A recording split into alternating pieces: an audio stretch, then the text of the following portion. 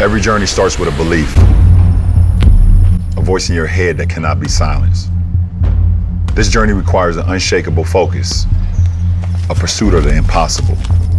It doesn't matter if you're a kid from Akron, Italy, or Salt Lake. If you want it bad enough, that voice is never quiet.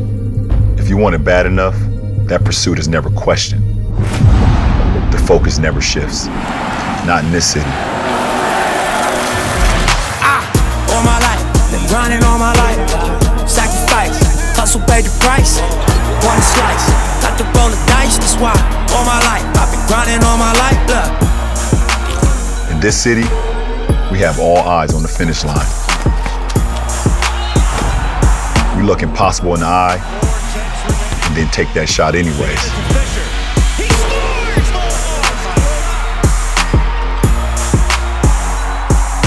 We leave comfort behind for the possibility of greatness. Welcome to Los Angeles, the city of angels, the city of dreams, the city of hustle. This is what we've done. This is who we are, and it's just the beginning. So here's to our last 60 years in LA, and here's to our next 60. Get ready. Welcome back to the bubble edition of Lakeshow's finest, Redux. I'm your host, Charles Ryan, KB24 status, Kobe24 MP3, or yours truly, the biggest Lakers fan in the world. What a game.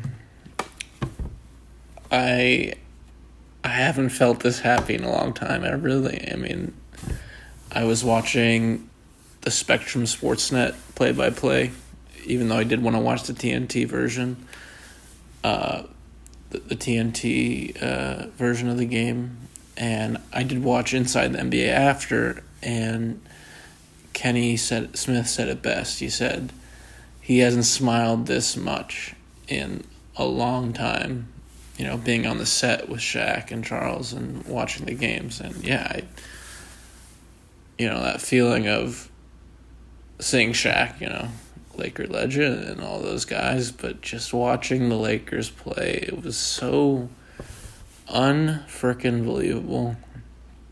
I'm so just ecstatic about the potential. I do think that this was a warm-up game, and LeBron made a lot of plays look very simple. Down the stretch, those final two sequences, the shot, then he gets his own rebound around 4 Clippers with 12 seconds left, and then, of course, his defensive effort on Paul George on the pull-up 3 with final seconds in regulation. But, AD said it best post-game. He said, we need rhythm. That's very important, rhythm. And he's right. The 3 scrimmage games were kind of throwaway games. I mean, when you have J.R. Smith and Dion Waiters just throwing up shots for no reason in the last scrimmage game and just screwing around, I mean, I could have watched better things, but that's not how they get the rhythm. I mean, that's how you get J.R. Smith back into, game shape, because he hasn't played in 2 years. But yeah, this was the first true game. Shaq said on Inside the NBA, he said the Lakers should have won by more because, of course, Lou Will and Montrezl Harrell didn't play. But it's just the first game. I mean, they should be happy to get the W. Of course, we have the first seed locked up. Should the Clippers lose one game, they have 7 games left. They do have a tough schedule. We have the 3rd toughest schedule of the 8 games, but that doesn't matter now. This was a huge game, right? You lose, the Clippers go up 1, the Lakers go down 1. That goes to 4 games back instead of now it's 7.5 or whatever it is. So I'm really, the Lakers stuck it out. There was that major drought. I think it was almost 8 minutes of no field goals. I mean, between the second and third quarter. But, resilience got the job done. So this will be a shorter podcast, but I'm just really excited about this quote-unquote season. I learned so much today about what actually is going on in the bubble. I knew a little bit about the wristbands, and JaVale has, you guys probably seen the JaVale blogs. Those have been really popular on YouTube. But they have golf courses for the players. What? That sounds like the ultimate bubble. Have a full golf course to yourself. I mean, the recreation around the stadium, I think it was called Worldwide Sports Complex in Walt Disney World. Wow. All those baseball fields and the track field. There's so much to do there. I didn't know. I knew that the teams were staying in more than one hotel, but I didn't know that the higher the seated teams, the better they'd stay in the best hotel. The better teams got a better hotel, better rooms. That's hilarious. I mean, got to pay your dues, right, Pelicans? But yeah, I'm so much in one day and just 2.5 hours of just getting back in. It's been 4 months. Craziest 4 months of most Americans' life, I imagine, and I am so ready for this next game. I'm pretty sure we play the Raptors. I'm not sure. I've been just really laser focused on this one game. I can pull up the schedule here.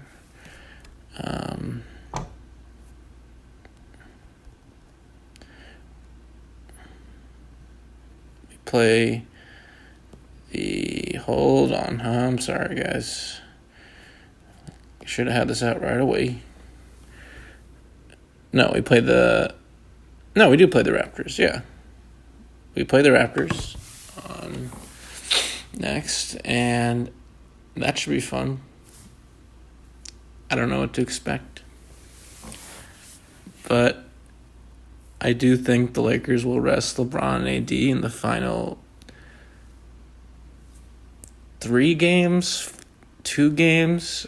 When I say rest, I imagine just literally very huge minutes restriction. I could see the final game resting, but in the final 3 games before the 8th game against the Kings, I could see them, limiting their minutes in between 10 and 20, most likely 15 or 20. So there's so much going on. I'm just, once again, I know I'm kind of repeating myself, but I'm just blown away by how well this first day was. I was expecting the Jazz to really destroy the Pelicans, because in the beginning of the Jazz Pelicans game, the Jazz were up by 15 early, and I was like, okay, this is going to be not a very fun game to watch. But both games, 2 points, the differential in the final score. Wow. I mean, the NBA couldn't have wished for better endings to their first day. It does seem like, I know we're getting off topic of the Lakers, but it does seem like the Pelicans don't care. Brandon, took that. If you guys watched the game, Brandon Ingram took a 3 to hopefully get the go-ahead win, but I'm not sure the Pelicans are going for this 8th spot after that. I think if they won the game, I think this game was a must-win game. Every single game is obviously huge and magnified, but this was the must-win game for them out of the gate. All right, so let's talk about a few stats real quick, and then I'll talk about other observations I had throughout the game. First of all, the Lakers, of course, won the game 103-101, but they did allow a huge run by the Clippers in the second. The game was tied 4 times. For a game this close, you would assume there'd be more ties, but only 4. The longest run was 12 points by the Clippers. There were 6 lead changes. 6. And, of course, the leading scorers were Anthony Davis for the Lakers with 34, Paul George 30, rebounds LeBron 11, Reggie Jackson 6. We out-rebounded them 45-36. Usually, if you out-rebound a team by at least 10 rebounds, the winning margin should be a little bit larger than 2. But of course, we had 16 turnovers to help with them close that gap. The Lakers had 11 offensive rebounds, and that rebound by LeBron at the end was the biggest. 21 assists for the Lakers, only 17 for the Clippers. Each team had 6 steals. Lakers only 3 blocks. Usually the Lakers have way more than 3 blocks. JaVale usually has at least 10. But only 3 blocks for the Lakers, 5 for the Clippers. The big stat of the night, 20 turnovers for the Clippers. And only 16, just kidding, 16 for the Los Angeles Lakers. I can't remember the last time I've seen this many whistles in a game. 57 fouls were called. Maybe that is typical for a game, but it felt like a lot, especially in the first few quarters. But, Anthony Davis shot quite a few free throws. So the field goal percentage, we actually shot worse than the Clippers in the field goal percentage. We shot 39%, while the Clippers shot 43%. We shot much worse than the Clippers at 44% from 3. They shot 44%. We only shot 30%. And both teams shot 75% from the free throw line. 21 for 28 for the Clippers. We had 37 free throws. 28 makes, so Anthony Davis, 16-17. We shot 36 threes. I think that's, for the first game back, I'm not sure we needed to shoot that many, especially with our big players down low. But, so those are the stats. The really big one is the 17 free throws for AD and only missing 1. Reminds me of that one game earlier in the season, this season, when he made 28 of 28 free throws, or it was 24, I think. So he came to play. But yeah, AD, 34 points, 8 for 19 from the field. Sneaky Kyle Kuzma was 16 points and 7 rebounds. Caruso, 7 points and 4 rebounds. But the best plus minus, of course, Alex Caruso. No, Dion Waiters at plus 17. Wow, what are the odds? But, so the Lakers went 6 for 30 between the second and third quarter. It was 24 shots in that stretch. I can't believe that.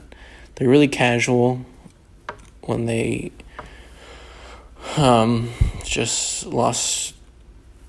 I don't know. It felt like I was watching Space Jam with the Gremlins or something. I couldn't believe certain moments with just threes going in and out.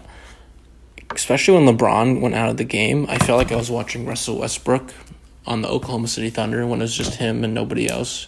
No KD, no Paul George, that one season right after Kevin Durant left. Whenever Russell Westbrook would come out of the game, the plus-minus margin would be huge against the Thunder. Like, Russell Westbrook would come out of the game in the playoffs of the 2017 season, I think, for 2 minutes, and the Thunder lead would just disappear. LeBron came out of the game, and the lead just evaporated just like that. I mean, it's a game of runs, the NBA, but wasn't expecting that. But they did keep their composure, and, midway through the third quarter, they got their stuff together, and just like that, LeBron made a 3, and then AD, I think, made a 2, so when they got it back. But also, I thought that Kuzma played awesome. He had his moments in the first 3 quarters, and I really liked that. He had 16 points, but I really, really, really loved his play. If he can keep this up for the next few months, it'll be awesome. A little bit inconsistent earlier this season, but he's capable. He can do it. My last thing I wanted to talk about was Alex Caruso. That one play in the final minute where he stripped the ball, caught it while he's landing out of bounds, and then threw it in. Wow, that was crazy. I couldn't believe that. And there was another play in the fourth quarter where he literally just waltzed down the floor 90 feet and had a layup, full court. I haven't seen that in a while either. But we're going to need Caruso. This bench is only 3 deep, it feels like. Dwight Howard, Alex Caruso, Dion Waiters, and Kyle Kuzma. So 9 deep. I think Dion Waiters and J.R. Smith are going to get more minutes, but I think Markieff Morris is out of the rotation.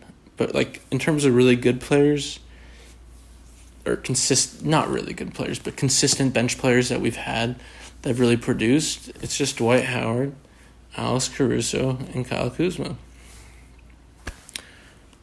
That's it. When Avery and Rondo were healthy, 10 deep feels so much different than 8 deep. The rest, all that. It's weird because the Rockets, they go 7, 8 deep in the playoffs. That's different. James Harden, Russell Westbrook, they can handle 45 minutes a game. Eric Gordon can handle 45, 48 minutes a game. So can PJ Tucker. But I don't know if LeBron and AD can. At least not every single game. So that should be interesting to see. I think Dion Waiters will play this well throughout. JR, I don't know about JR. It's been only 1 game, of course, but I'm not sure there's a place for him to fit in this. I know almost for a fact Quinn Cook is going to get less than 5-10 minutes almost every game unless there's an injury or something. But it's just strange how big of a hole Avery Bradley has created. Not so much with Rondo, but not only defensively, just having one less deep on a team. 9 to 8 roster deep is such a big deal. The rotations completely change, and it's just all about rest and staying healthy. And the Lakers, we know, as Laker fans, they have been very prone to injury. Super prone. And we can't afford, in the playoffs, or especially these 8 games, to have an injury. When AD got poked in the eye last week, I was like, of course this would happen. When Rondo broke his hand, I was like, of course. It's typical Rondo. He broke his hand twice last year. Last season. Gotta get used to saying that. Last season, last year, whatever. So I just gotta get production from those guys, JR and Dion, but I think it's just Dion. When you have a guy like J.R. Smith that hasn't played in a year and a half, not only will there be rust, but there seems to be no chemistry. This guy was just doing straight up one-on-ones for no reason. And he couldn't even dish the ball off when people were open, when he's getting double-teamed in the corner, any of that. There was a play in the fourth quarter, I believe, when Kuzma was literally dribbling for 15 seconds straight, and the Clippers bench was screaming like, "Yeah, way to lock him up." And it looked like he was going nowhere. He had his head down and everything, and all of a sudden Caruso slipped. He just slipped down baseline towards the basket, and Kuz found him. I don't think JR can do that. And we all know Kuz is capable as a passer. I don't know if JR will learn in the next few weeks not to ISO like that and pass it off. But we'll see what happens. I can't believe my podcast is back. I really miss doing this for you guys. I'm going to try to record after every single game. During the NBA Finals, I'm not sure if it'll be every single game. Yeah, I said NBA Finals. But I'm going to do my best. I hope you guys enjoyed this. It's the first podcast back, so expect me to work my way back into it a little bit. But, I really appreciate the support. I'm not sure if I expect 200, 225 views like the most recent podcast has got in March and February. But if you're listening, I am dedicated to this no matter what. Even during a pandemic when I can't believe this is such a crisis, I will be here for you Laker fans because I bleed purple and gold. And I know you do too. All right, stay safe, take care, and I'll talk to you guys when it's Lakers Raptors in a couple days.